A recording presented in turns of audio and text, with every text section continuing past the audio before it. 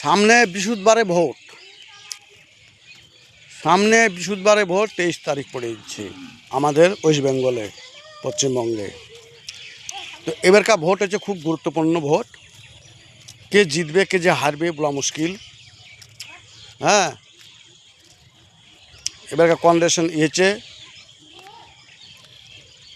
তো এবার এখানকার কী হচ্ছে নিয়ম, সব দেখতে মুসলিমের ভোট হবে 3-4 ভাগ,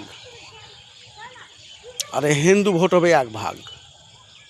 তো 1 ভাগে ওরা জিতবে, আর আমরা 4-5 ভাগে ভোট দিয়ে দিচ্ছি, দিয়ে আমরা হারছি। সেটা করা যাবে না, মানে পার্টি যেন জিতে সেইভাবে ভোট দিতে হবে। আপনি ভোট দিবেন যাকে তাকে তা দেওয়া হবে না, আপনার মনের মতন যে প্রার্থী তাকে দিবেন আপনি ভোট, তবে কার্যকারী হবে। এবার আমি জায়গায় ভোট দিয়ে দিলাম, ভোটটা নষ্ট হলে হলো, আবার প্রার্থীও উঠলো না। এবার আমার আরও আন্ধ্রপ্রান্ধ্র যে লোকজন থাকবে তার চোখে আমি বিষ হয়ে যাবো। সে বিষটা হওয়া যায় না হয়, সেজন্য আমাকে ভালোবাসে। আমরা আছি ভোটার, আমরা নেতা না, বুঝতে পেরেছেন? আমরা সাধারণ লোক। যারা নেতা তারা নেতায় থাকা, সাধারণ লোক আপনারা আমরা জানে ঠিকভাবে থাকতে পারি। আমি এই বার্তাটা পৌঁছালাম সাধারণ লোকের কাছে।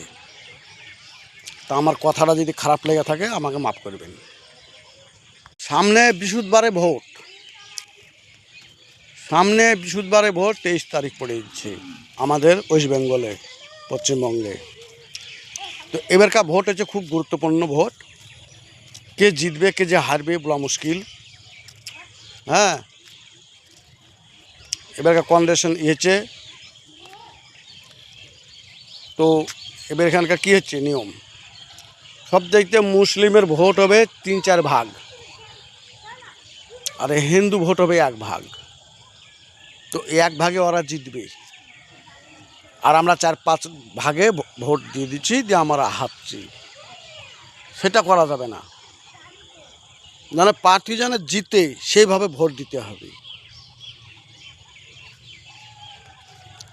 আপনি ভোট দিবেন যাকে তাকে তা দেওয়া হবে না, আপনার মনের মতন যে প্রার্থী তাকে দিবেন আপনি ভোট, তবে কার্যকারী হবে। এবার আমি জায়গায় ভোট দিয়ে দিলাম, ভোটটা নষ্ট হলে হলো, আবার প্রার্থীও উঠলো না। এবার আমার আরও আন্ধ্রপ্রান্ধ্র যে লোকজন থাকবে তার চোখে আমি বিষ হয়ে যাবো। সে বিষটা হওয়া যায় না হয়, সেজন্য আমাকে ভালোবাসে। আমরা আছি ভোটার, আমরা নেতা না, বুঝতে পেরেছেন? আমরা সাধারণ লোক।